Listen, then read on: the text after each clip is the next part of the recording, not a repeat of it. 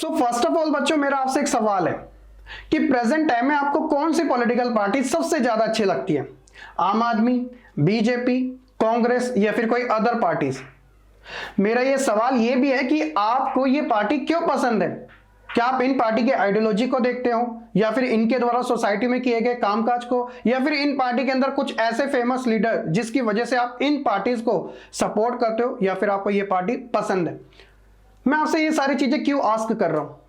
क्योंकि बच्चों, आज जिस चैप्टर के बारे में हम टॉपिक कवर करने वाले हैं वो यही है, यानी कि पॉलिटिकल पार्टीज, और हमें इन पॉलिटिकल पार्टीज की क्यों आवश्यकता पड़ती है और डेमोक्रेसी के अंदर इन पार्टीज का क्या रोल रहता है। क्योंकि 1947 में, यस बच्चों, हमारे देश को फ्रीडम मिली थी, और फर्स्ट टाइम जो इलेक्शन हेल्ड हुए थे हमारे देश के अंदर वो 1951 एंड 52 में हुए थे। तब से लेकर आज तक ऑलमोस्ट 75 ईयर से भी प्लस ये जो पॉलिटिकल पार्टीज है ना, वो हमारे देश के अंदर एक्टिव रही है।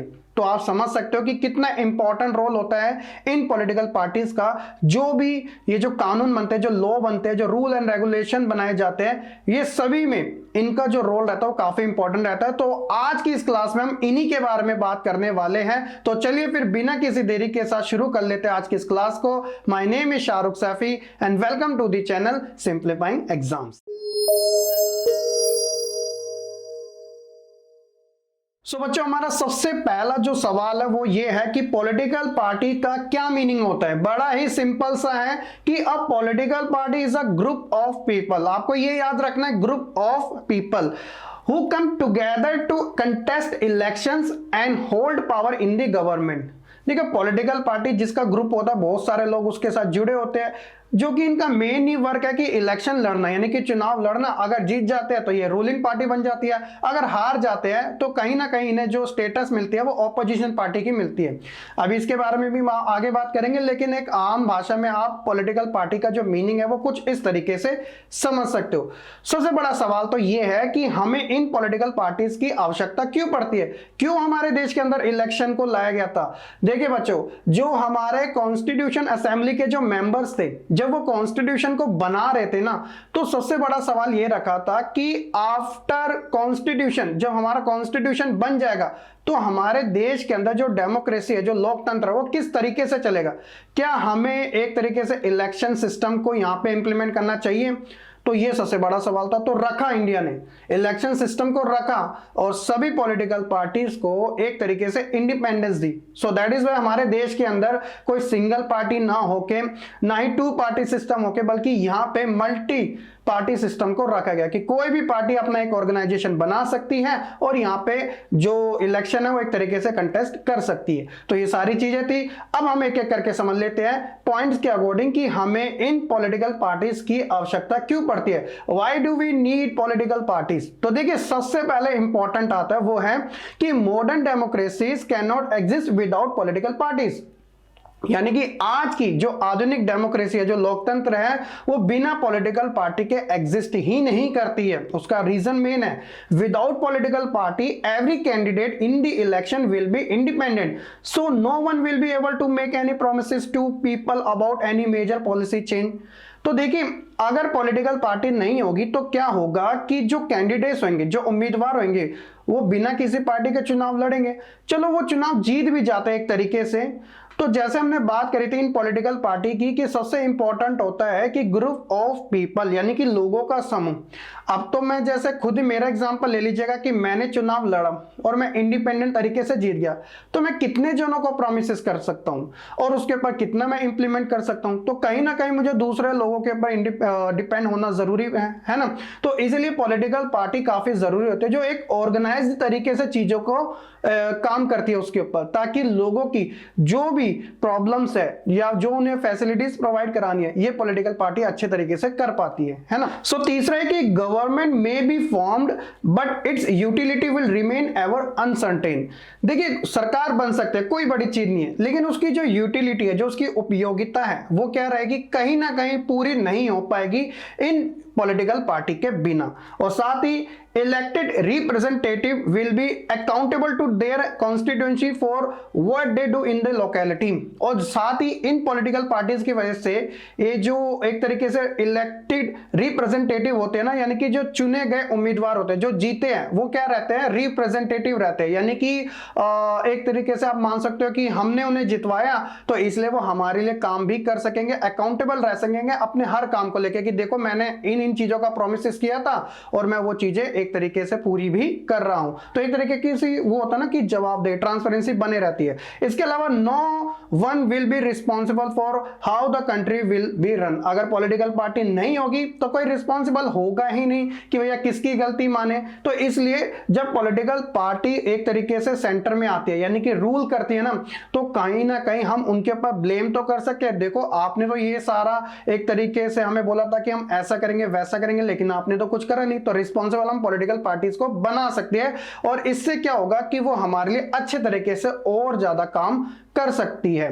तो ट्रांसपेरेंसी बने रहती है और इससे क्या होता है कि जो डेमोक्रेसी है वो और ज्यादा स्ट्रांग हो पाती है, क्योंकि उनके ऊपर भी प्रेशर रहता है काम करने का। अगर सभी यहाँ पे इंडिपेंडेंट हो जाएंगे तो फिर काम किसके ऊपर इतना ज्यादा नहीं होगा और प्रेशराइज भी कोई एक दूसरे को नहीं कर पाएगा। लेकिन जब पॉलिटिकल पार्टी रूल करती है ना तो उसके ऊपर ऑल टाइम प्रेशर रहता है काम करने का। तो ये इसी कारण की वजह से हम आप कह सकते हो कि जो पॉलिटिकल पार्टीज होती है हमें उनकी काफी ज्यादा आवश्यकताएं होती है, हमें नीड्स उनकी पड़ती है। तो ये तो 5 पॉइंट्स हो गए, आप अच्छे से समझ चुके होंगे। इसके बाद बात करते हैं सबसे इंपॉर्टेंट इनके फंक्शंस के बारे में, क्या क्या इनके काम है, ये किस तरीके से काम करती है। देखिए एक एक करके समझने की कोशिश करते हैं। तो सबसे पहले वही इनका मेजर जो होता है वो होता है कंटेस्टिंग इलेक्शंस। अगर चुनाव नहीं लड़ेगी तो भाई एक तरीके से रूल कैसे कर पाएगी। तो सबसे मेजर तो इनका काम होता है पॉलिटिकल पार्टी का, ये चुनाव लड़ते हैं। बाकी हार और जीत इनके पास नहीं होती, वो किन के पास होती है, वो जनता के पास होती है, यानी कि हम लोगों के पास होते हैं जो कि इन्हें वोट करते हैं। अगर हम इन्हें वोट कर रहे हैं तो हमारे माइंड में क्या क्या चीजें रहती है कि भैया इस पार्टी का जो स्ट्रक्चर है वो किस टाइप का है, इनकी आइडियोलॉजी किस टाइप की है, क्या ये हमारे लिए काम कर भी सकते हैं नहीं कर सकती, कोई फेमस चेहरा है भी या नहीं है, या इनके जो पॉलिसीज है वो हमारे लिए सुटेबल है भी या नहीं है। ये सारी चीजों को ध्यान में रखते हुए एक जो वोटर होता है वो वोट डालता है इनको। तो इसलिए ये चुनाव लड़ते सबसे इंपॉर्टेंट काम तो इनका ये है। दूसरा है कि पॉलिसीज बनाते हैं, जब ये जीत जाते हैं तो पॉलिसीज बनाने का काम भी इन्हीं के अंडर में आता है। Political party put forward different policies and programmes so that the voter can choose from them. क्योंकि हर एक पार्टी क्या करती है, इलेक्शन से पहले अपना एक मैनिफेस्टो जारी करती है। उस मैनिफेस्टो में वो सारी चीजों को बताती है कि देखो अगर हम चुनाव जीत जाते, इलेक्शन जीत जाते, तो हम क्या करेंगे, आपके लिए ये काम करेंगे, ये चीजों को करेंगे। तो इससे क्या करते हैं, एक तरीके से वो वोटर को ऑप्शन दे रही है। तो सभी पार्टी करते हैं तो वोटर के पास तो इंडिपेंडेंट चॉइस है, वो किसी भी कोई कर दे, ए को करे, बी को करे, सी को करे, जो उसे अच्छा लगेगा वो उसे कर सकते हैं। The policy and programme of the ruling party are expected to follow by the government. जो भी पॉलिटिकल पार्टी जीत जाते हैं तो वो गवर्नमेंट के थ्रू एक तरीके से अपना काम करते हैं, रूल एंड रेगुलेशन के बिहाफ पर काम करते हैं। ऐसा नहीं है कि यहाँ पे कोई कम्युनिस्ट वाला रूल है, नहीं, डेमोक्रेटिक तरीके से ही उसे काम करना चलेगा और रूल एंड रेगुलेशन का होना काफी ज्यादा जरूरी है। तीसरा है कि मेकिंग लॉ। देखिए हमारे देश के अंदर ना पार्लियामेंट्री सिस्टम है, तो हमारे देश में लोकसभा भी और राज्यसभा भी है, और यहाँ पे हमारे ही जो रिप्रेजेंटेटिव होते हैं जिसे हम एमपी कहते हैं, मेंबर ऑफ पार्लियामेंट कहते हैं, वो यहाँ पर बैठते हैं, एक तरीके से डिबेट एंड डिस्कशन करते हैं और डिफरेंट पॉलिसीज अपनी वहां पे एक तरीके से लाते हैं और उसके ऊपर वो काम करते हैं और कानून बनाते हैं, है ना। तो political party play a crucial role in the making law for the country. तो हमारे देश के अंदर कितने सारे लॉ है, आप ट्रैफिक का बात करो तो उसका भी आपको एक लॉ मिलेगा, उसके तरह आप अगर किसी भी शॉप के लिए लाइसेंस लेते हो तो उसका भी एक कानून है। मतलब हम एक तरीके से हमारे पर रिस्ट्रिक्शन लगी हुई है कि अगर हम इसको क्रॉस करते हैं तो कहीं ना कहीं हमें उसकी पनिशमेंट मिल सकती है या फिर हमें उसका जुर्माना देना पड़ सकता है। तो ये सारे जो कानून बनाने का काम होता है वो कौन करता है, यही पॉलिटिकल पार्टी करती है जो कि रूल कर रही होती है, यानी कि जो जीती हुई होती है। एक एग्जांपल के थ्रू इस वाले पॉइंट को मैं और अच्छे से समझा देता हूं। जैसे आज के समय भारतीय जनता पार्टी सेंटर के अंदर एग्जिस्ट है, क्योंकि वो 2019 का लोकसभा का जो इलेक्शन थी वो एक तरीके से मेजोरिटी के साथ जीत गई।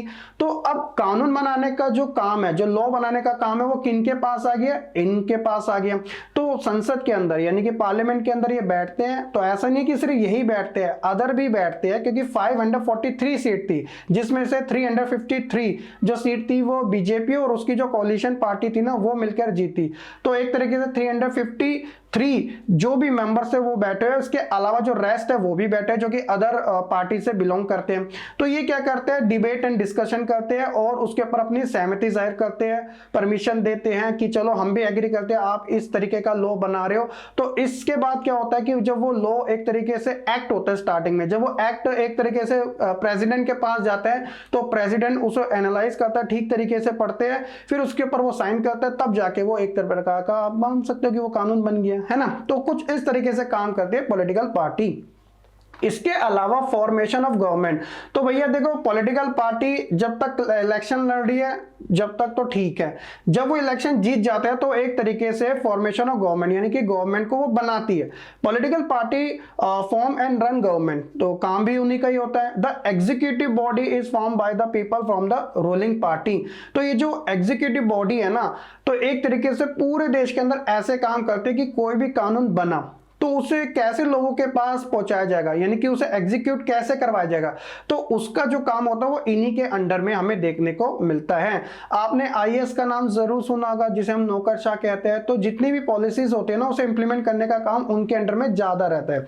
इसके अलावा प्लेइंग रोल ऑफ ऑपोजिशन, अब जो पार्टी एक तरीके से इलेक्शन लड़ी और उसके बाद वो इलेक्शन जीत गई तो ठीक है, उनका तो ठीक है, लेकिन जो पार्टी इलेक्शन लड़ी लेकिन वो हार गई तो उनका क्या? तो ऐसी सिचुएशन में वो जो अदर पार्टी होती है वो ऑपोजिशन का रोल प्ले करती है, क्योंकि हमारे देश में कोई सिंगल पार्टी सिस्टम थोड़ी है, यहाँ पे तो मल्टीपल पार्टी वाला है। A party which does not get majority और come under the majority coalition need to play the role of opposition, यानी कि जो पार्टी रूल कर रही है उसके ऊपर वो नजर रखती है और उसकी जो खामियां है उसको क्रिटिसाइज करने का काम करती है और आम जनता के सामने उनके कामों को रखती है, देखो इन्होंने ऐसा किया था, ये ऐसा नहीं कर रहे। तो डिबेट एंड डिस्कशन चलते रहती है। इसके अलावा शेपिंग पब्लिक ओपिनियन, ये सबसे ज्यादा इंपॉर्टेंट है। Political party shape public opinion, वो कैसे करती है? They do so by raising and highlighting issue in the legislature and the media. तो एक तरीके से उन इशू को वो उठाती है ताकि एक तरीके से उनके ऊपर काम किया जा सके, है ना। जैसे आज हमारे देश के अंदर कौन कौन से इशू हो सकते हैं, तो सबसे पहले तो मैं रेफ्यूजीज को मान सकता हूं कि जो आउटसाइडर है वो इंडिया के अंदर इलीगल तरीके से एंटर करते हैं, तो हमारे देश के लिए ठीक नहीं है। इसके अलावा जो अनएम्प्लॉयमेंट है वो भी हमारे देश के लिए बिल्कुल भी ठीक नहीं है। और एक तरीके से जो इलिटरेसी है, यानी कि लोग पढ़े लिखे ज्यादा नहीं है तो उनको बहुत सारी प्रॉब्लम फेस होती है। तो ये सारी चीजें इशू के तौर पे आप ले सकते हो और इनके ऊपर काम करने का जो काम है ना वो इन्हीं पॉलिटिकल पार्टी का होता है कि ताकि एक अच्छी पॉलिसी बना सके, ताकि इन चीजों से हम छुटकारा पा सके। तो ये शेपिंग पब्लिक ओपिनियन काफी ज्यादा मैटर करता है। और लास्ट है कि providing access to government machinery, यानी कि political party provide people access to government machinery and welfare scheme implement by the government. तो इतनी सारी स्कीमें लाई जाती है ताकि उन्हें अच्छे तरीके से इंप्लीमेंट किया जा सके और रन किया जा सके ताकि वो लोगों के फेवर में काम कर सके, है ना। तो जैसे बेटी बचाओ बेटी पढ़ाओ, ये कितनी अच्छी एक तरीके से स्कीम लाई गई है। वेलफेयर स्कीम हम इसे कह सकते हैं क्योंकि ये एक तरीके से फीमेल के अंडर में ज्यादा काम करती है, यानी कि बच्चों लड़कियों को बढ़ावा देने के काम आती है ना। तो एक छोटे मोटे ये एग्जांपल्स है। तो ये इस प्रकार के इनके कुछ फंक्शंस हैं पॉलिटिकल पार्टी के जब ये एक तरीके से रूल करती है। होप सो कि बच्चों आप इनके फंक्शंस को अच्छे तरीके से समझ चुके होंगे। सो अगर हम इन सभी फंक्शन को एक बार क्विक रिकैप करें तो जैसे कंटेस्ट इलेक्शन, चुनाव लड़ने का काम, make policy and programme, making law, rule government, play role of opposition, introduce welfare scheme और शेप पब्लिक ओपिनियन। ये तो सातों पॉइंट आपको अच्छे तरीके से याद रखने हैं ताकि आपके एग्जाम में भी ये क्वेश्चन आ जाए तो आप इजीली उन्हें अच्छे से लिख सको, ठीक है। चलो आगे बात करते हैं कंपोनेंट्स ऑफ पॉलिटिकल पार्टी के। तो कौन कौन से ऐसे कंपोनेंट्स है पॉलिटिकल पार्टी के जिसकी वजह से वो पॉलिटिकल पार्टी बन पाती है। मैंने आपको स्टार्टिंग में बता दिया था ग्रुप ऑफ पीपल, लोगों का समूह, काफी ज्यादा इंपॉर्टेंट होता है ना। तो इसलिए बच्चों किसी भी पॉलिटिकल पार्टी के लिए उसका लीडर का होना काफी ज्यादा जरूरी है। अगर सभी अपने ओपिनियन शेयर करेंगे तो किसके ओपिनियन को ज्यादा माना जाए, ये भी तो एक सवाल है। तो इसलिए जब लीडर होता है ना, तो लीडर की बात क्या होता है, हर कोई मान लेता है। तो इसलिए किसी भी पार्टी के लिए सबसे ज्यादा इंपॉर्टेंट होता है उस पार्टी का लीडर। इसके अलावा उसके एक्टिव मेंबर, अब अकेले लीडर होने से कुछ थोड़ी होगा, तो इसलिए उस पार्टी के मेंबर भी होने चाहिए जो कि एक्टिव होने चाहिए, ताकि वो उस पार्टी को एक तरीके से उसका प्रचार प्रसार कर सके। और साथ ही अगर उस पार्टी का लीडर है और उसके एक्टिव मेंबर भी है, तो उस पार्टी के मानने वाले भी तो होने चाहिए, यानी कि उस पार्टी के फॉलोवर भी तो होने चाहिए जो कि उस पार्टी को पसंद करते हो। तो इन तीन चीजों को, इन तीन कंपोनेंट्स को जब हम मिक्स करते हैं, तब जाके आप कह सकते हो कि पॉलिटिकल पार्टी अच्छे तरीके से काम कर पाती है। जैसे एग्जांपल की बात करते हैं, जैसे Congress party, Indian national Congress, ये हमारे देश की सबसे ओल्डेस्ट पार्टी मानी जाती है। तो देखो इसके लीडरशिप भी है, इसके पास एक्टिव मेंबर भी है पूरे इंडिया के अंदर, और साथ ही इसके फॉलोवर भी काफी अच्छे खासे। उसी तरह अगर हम बात करें बीजेपी, जो कि आज की रूलिंग पार्टी है, तो उसके पास एक लीडर की नहीं बल्कि बहुत सारे लीडर है। हालांकि सबसे बड़े लीडर खुद हमारे देश के प्रधानमंत्री नरेंद्र मोदी जी हैं, और एक्टिव मेंबर पूरे देश में फैले हुए हैं, साथ ही फॉलोवर यानी उस पार्टी को पसंद करने वाले लोग भी पूरे देश में आपको देखने को मिल जाएंगे। ठीक है, तो ये कुछ कंपोनेंट्स है, तीन आपको अच्छे तरीके से याद रखने हैं। इसके बाद बात आती है, मैंने आपको बताया था कि role of an opposition party, यानी कि वो पार्टी जो कि चुनाव तो लड़ती है लेकिन चुनाव जीत नहीं पाती, तो वो ऑपोजिशन का रोल प्ले करती है। तो वो किस तरीके से ऑपोजिशन का रोल प्ले करती है, देखिए opposition party mobilise opposition for the government, यानी कि गवर्नमेंट के खिलाफ एकजुट होती है कि भाई गवर्नमेंट कोई भी ऐसा काम करे जो कि लोगों के फेवर में ना हो, तो वो गवर्नमेंट को क्रिटिसाइज कर सके। It puts forward its own view in parliament and criticizes the government for its failure. तो अपने वो व्यू रखती है पार्लियामेंट के अंदर। आप देखते हो ना, डिबेट एंड डिस्कशन होता है, पार्लियामेंट का सेशन जब लगता है, लोकसभा का, राज्यसभा का, तो उसमें क्या होता है कि सभी अपने अपने एक तरीके से सवाल उठाते हैं कि आपने ये पॉलिसी लाई थी, उसका क्या हुआ, आपने ये वादा किया था, उसका क्या हुआ। तो वो क्रिटिसाइज करते हैं गवर्नमेंट को और उनके फेलियर के ऊपर सवाल उठाते हैं, और इससे वो क्या करते हैं, उन पॉलिटिकल पार्टी के ऊपर कंट्रोल रखते हैं जो कि रूलिंग पार्टी है। कहीं रूलिंग पार्टी एक तरीके से कम्युनिस्ट ना हो जाए, इसलिए उसको भी प्रेशराइज रहता है कि भैया हमें तो काम करना पड़ेगा, वरना तो ये जो अपोजिशन पार्टी है वो हमारी खामियां लोगों के सामने रखेगी और अगली बार जब इलेक्शन होगा तो हम दोबारा नहीं जीत पाएंगे। तो इसलिए वो काम भी अच्छे तरीके से कर पाती है। The opposition is sometime called the alternative government. तो ऑपोजिशन पार्टी को ना कभी कभार ऑल्टरनेटिव गवर्नमेंट के नाम से भी जाना जाता है। क्यों जाना जाता है, देखिए, it could form government if it was to win the support of the majority of member, यानी कि अगर वो चुनाव जीत जाती तो वो भी इसी तरीके से काम करती जो उसने प्रोमिसेस किए थे। तो इसलिए वो ऑल टाइम एक्टिव रहती है, ताकि नेक्स्ट टाइम, क्योंकि हमारे देश के अंदर ऐसा नहीं है कि इलेक्शन बहुत समय के बाद आते, नहीं, बड़े ही कम टाइम दिया गया है, यानी कि 5 ईयर ही दिया गया है ऑलमोस्ट सभी इलेक्शंस के अंदर, ताकि आफ्टर 5 ईयर उसको परखा जा सके कि उस पॉलिटिकल पार्टी ने किस तरीके का काम किया। अगर उसने अच्छा किया तो दोबारा से उसे जिता देगी जनता, अगर नहीं किया तो किसी दूसरी पार्टी को मौका दिया जाएगा। तो इससे क्या होता है कि जो डेमोक्रेसी है ना हमारी, वो स्ट्रांग रहती है। ऐसे नहीं कि ऑल टाइम सिर्फ एक ही पार्टी चल रही है, फिर आने वाले टाइम में वो क्या हो जाएगी, डोमिनेंट हो जाएगी और अपनी मनमर्जी चलाएगी, ऐसा नहीं है। उसे डर रहता है कि भैया अगर हम इस टाइम जीत गए तो क्या नेक्स्ट टाइम जीत भी पाएंगे, नहीं। तो उसको जीतने के लिए वो सभी काम करने पड़ते हैं ताकि वो लोगों का एक तरीके से जो ट्रस्ट है वो जीत सके। तो ये सारी चीजें क्या होती है, पॉलिटिकल पार्टी की होती है। तो ये टॉपिक हमारा role of an opposition party से था। होप सो कि बच्चों आपको ये वाला भी काफी अच्छे तरीके से समझ आ चुका होगा। और एक फन फैक्ट की बात करें बच्चों, 2019 में देश में ना लोकसभा का चुनाव हुआ था, वो कि 16 लोकसभा। जैसे पहला जो इलेक्शन हुआ था वो हुआ था 1951 एंड 52 में, तो वो तो हो गया फर्स्ट टाइम। अब 16 जो हुआ था ना लोकसभा का इलेक्शन, वो 2019 में हुआ था। इसमें फन फैक्ट की बात पता है क्या निकल के है कि there was no leader of the opposition in 16 Lok Sabha as the Indian parliament rule state that the party in Lok Sabha must have at least 10%, यानी कि 55 वोट की बात हो रही है of the total seat for 545 to be consider the opposition party. अब मैं आपको थोड़ा आसान भाषा में समझाने की कोशिश कर लेता हूं। देखिए बच्चों, आप इस वाली इमेज को देखिएगा, इसमें ये जो रेड वाला है ये बीजेपी का है, जिसको 55.80% ओवरऑल 2019 के इलेक्शन में वोट मिले थे। तो देखिए इनको तो ओवरऑल अगर बात की जाए तो 303 सीट तो ये जीत गई और अपने कोalition के साथ ये 353 टोटल सीट जीत गई। अब ऑपोजिशन पार्टी को कितने चाहिए थे? 55 वोट चाहिए थे। तो आप देखोगे इतनी सारी पार्टी ने लोकसभा का इलेक्शन लड़ा, तो कोई भी ऐसी पार्टी नहीं थी जो कि इस मार्क को टच भी कर पाए। तो जो सेकंड नंबर की पार्टी थी वो थी इंडियन नेशनल कांग्रेस, जो कि 53 लाई थी। तो आप कह सकते हो कि हमारी लोकसभा के अंदर अभी तक कोई भी ऑपोजिशन पार्टी का लीडर है ही नहीं, क्योंकि 55 सीटें लानी थी, कोई भी पार्टी नहीं लाई। हालांकि आईएनसी जो है ना वो अपनी कोalition के साथ, यानी कि उसका एक कोaliशन है जिसे हम यूपीए के नाम से जानते हैं, उसके साथ जरूर लेके आई है कि आईएनसी कांग्रेस के साथ और भी उसकी पार्टी है, तो कुल मिला के वो 100 के आसपास है। तो वो एक कोaliशन के तौर पे ऑपोजिशन पार्टी जरूर है, लेकिन सिंगल कोई भी ऐसी पार्टी नहीं है कि जो कि लोकसभा में ऑपोजिशन में बैठ सके या उसको वो मान्यता मिली हुई है। तो ये फन फैक्ट वाली चीज है।